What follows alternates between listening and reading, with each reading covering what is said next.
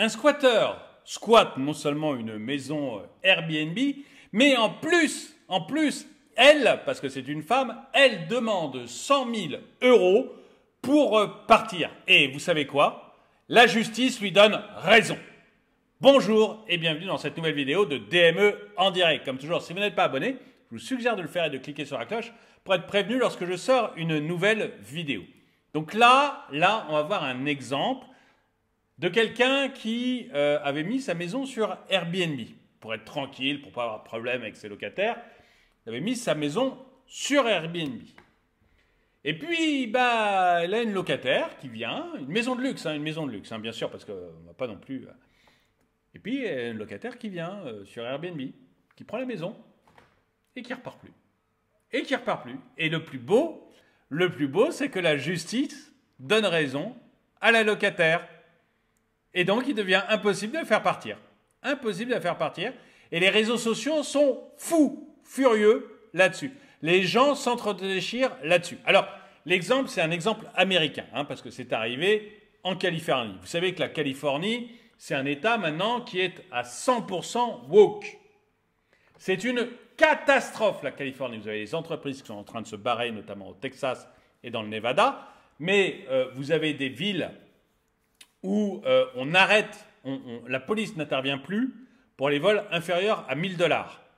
Parce qu'il y a la justice, il y a des lois qui sont passées dans ces villes qui fait que la justice n'est plus rendue pour des vols inférieurs à 1 000 $. Du coup, si la police intervient, elle arrête la personne, mais la personne est libérée le lendemain matin, voire le soir même. Donc la police n'intervient même plus. Et si vous êtes un peu sur les réseaux sociaux, vous voyez des scènes de pillage dans des magasins. À Los Angeles, comme à San Francisco. Ça devient de la folie pure. Ça, en plus des gens dans un état, il y a une nouvelle drogue qui fait son effet là-bas, donc des gens dans un état de zombification complète dans les rues, la Californie est en train de sombrer. Bref, la Californie donc a fait passer plein de lois. Des lois qui inspirent énormément nos juges français maintenant, et notamment des lois favorables aux squatteurs. Et vous allez voir, le résultat est impressionnant. Alors, c'est une petite vidéo un peu rigolote, je ne vais pas m'énerver dans cette vidéo, mais vous allez voir, vidéo courte aussi, mais vous allez voir que c'est impressionnant, mais complètement impressionnant. Et le pire, c'est qu'on peut se dire que ça pourrait arriver en France, et on ne pensait pas que ça pourrait arriver aux États-Unis. Si, vous allez voir. Vous pensiez avoir une maison, vous l'avez mise sur Airbnb, vous n'avez plus de maison. C'est incroyable. La locataire de l'enfer. Elle squatte une demeure de luxe, réclame 100 000 euros de frais et la justice la soutient. Une maison d'hôte luxueuse, une locataire qui ne paie pas son loyer, mais refuse de partir, sauf si on lui paie une somme astronomique pour la déloger. Bienvenue dans le drame Airbnb du moment. Imaginez un instant que vous possédez une magnifique maison d'hôte, surplombant les collines scintillantes de Los Angeles. Vous décidez de la louer sur Airbnb pour arrondir vos fins de mois. Jusque-là, tout va bien. Mais que se passe-t-il lorsque votre locataire décide que votre petit coin de paradis est devenu le sien et refuse catégoriquement de partir? C'est le scénario digne d'un film hollywoodien auquel est confronté un propriétaire malchanceux et qui devrait faire réparer sa douche. Vous allez savoir pourquoi. Elizabeth Hirshhorn, la protagoniste de notre histoire, a loué la maison d'hôte de luxe à Sasha Jovinovic en septembre 2021. 6 mois, un tarif de 105 $ la nuit. Rien d'anormal. Mais, lorsque son séjour prend fin en avril 2022, surprise, Elisabeth ne bouge pas et reste bien au chaud dans son nid de luxe. Et, comme si cela ne suffisait pas, elle lance une demande ahurissante. Elle ne quittera les lieux que si on lui verse 100 000 $, soit un peu plus de 95 000 € selon le taux de change actuel. quand les bornes sont dépassées, il n'y a plus de limite. Vous avez maintenant des squatteurs qui demandent 95 000 $ pour accepter de sortir de chez vous. 95 000 € pour accepter de sortir de chez vous. C'est de la poésie. C'est beau comme l'antique. Dans une société normale, qu'est-ce qui se passe? Vous avez ça. Vous appelez la police vient et fout la personne dehors. Elle fout la personne dehors. Pour moi, il n'y a même pas besoin de l'intervention d'un juge. Ça devrait être automatique. Mais non. Mais non. Parce qu'on n'est plus dans un monde normal. On est dans un monde où ça devient, je sais pas, je sais pas comment qualifier ça. On est dans un monde surréaliste. Complètement surréaliste. Le bon sens n'existe plus. Le bon sens n'existait plus. Là où l'affaire prend des allures de scénario de film, c'est lorsque la justice s'en mêle.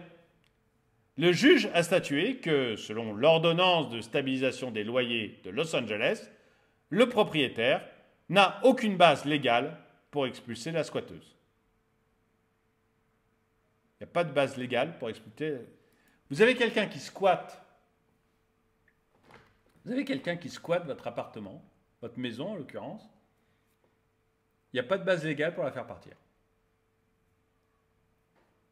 On est dingo, hein. On est dingo. Hein. Honnêtement, on est vraiment chez les dingos. Hein. Et ce n'est pas tout. Il s'avère que la maison d'hôte n'a jamais été officiellement approuvée pour l'occupation et que sa douche a été construite sans permis. Et Sacha Jovinovitch est même carrément condamné à une amende pour non-conformité. C'est pas beau ça? Un twist incroyable qui donne à Elisabeth un avantage inattendu. C'est la locataire de l'enfer, a déclaré l'avocat du propriétaire aux médias. Si la justice lui donne raison, alors en théorie, si un propriétaire est dans l'illégalité pour quoi que ce soit, alors vous pouvez squatter son Airbnb indéfiniment.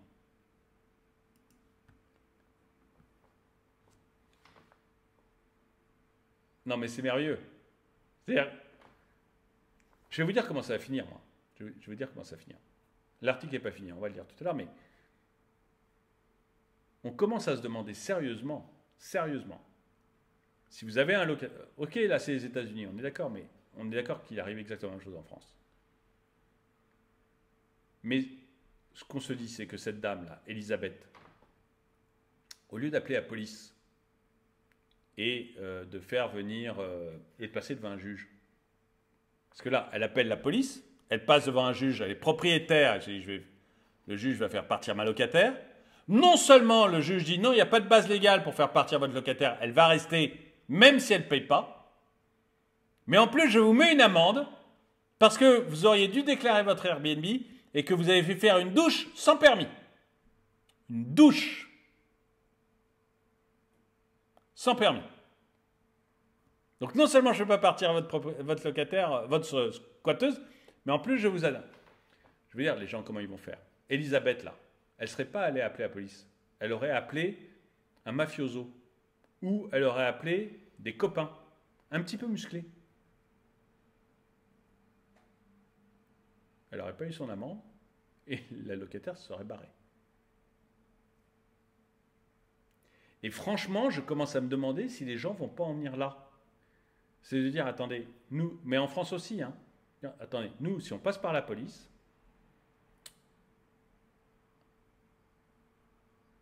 déjà, on n'est pas sûr que la police vienne. Si elle vient devant la justice, on va me dire que je suis un salaud de propriétaire et que mon squatteur peut rester. Et ça va durer 1 an ou 2, pendant lequel je vais continuer à payer mon loyer. J'ai vu une vidéo récente sur X, je crois, vous savez, l'ancien Twitter, où on avait comme ça une propriétaire qui avait loué un truc Airbnb. Et la locataire avait fait changer les serrures, avait fait mettre l'électricité, je crois, à son nom.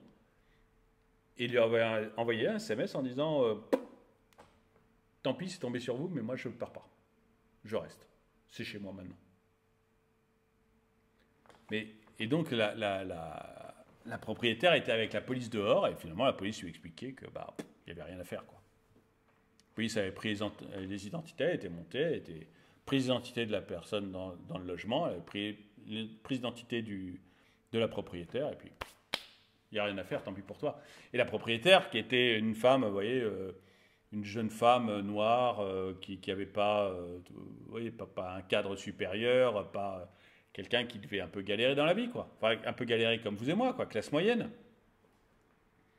Je dis, mais attendez, moi je rembourse la banque, moi je paye tout, elle va devoir payer l'eau, elle va devoir payer l'électricité, hein, pour la squatter.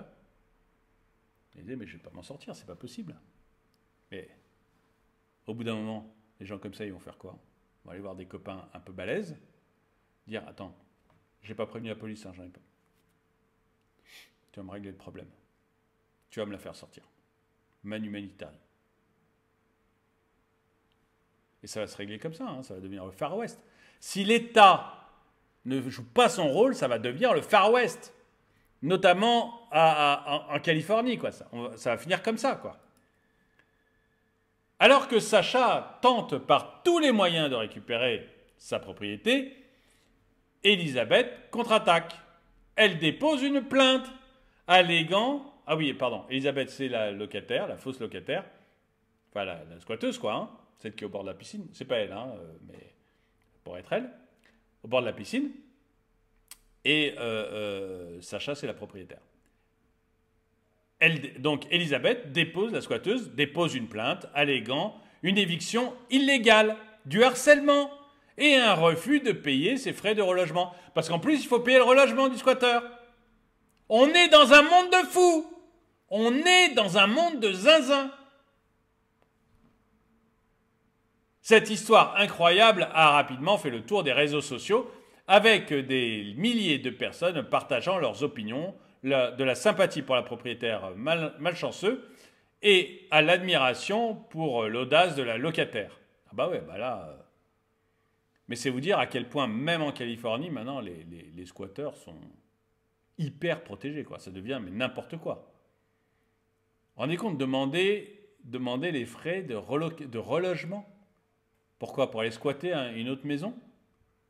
Et redemander encore de l'argent aux futurs propriétaires? Mais, franchement, ça donne envie de les foutre dehors, mais à coups de pied dans le cul, quoi. Enfin, excusez-moi, je deviens un peu vulgaire, mais voilà, ça demande... Hein, on se dit que quand même, c'est une drôle de façon de faire. Les mèmes, les blagues et les débats enflammés ont envahi Twitter, Facebook, Instagram. Certains l'appellent Hirschrom. Certains appellent Hirschrom, ah oui, la Elisabeth machin, la reine des squatteurs. Eh bien, écoutez, j'aimerais bien savoir ce que vous en pensez. Qu'est-ce que vous feriez si ça vous arrivait? Est-ce que vous pensez comme moi qu'on est dans un monde qui est devenu mais cul par-dessus tête et que finalement, il n'y a pas que la France qui est cul par-dessus tête, on a la même chose en Californie? Ou est-ce que vous pensez que c'est normal et qu'il faut protéger à ce point-là les squatteurs, les reloger, repayer indéfiniment? Enfin, dites-moi ce que vous en pensez. Moi, j'ai trouvé cette petite histoire assez rigolote pour vous en parler un dimanche. En tout cas, merci d'avoir regardé cette vidéo. Mettez-lui un pouce vers le haut, commentez-la, partagez-la. Merci à tous ceux qui soutiennent la chaîne. Moi, je vous dis à très bientôt.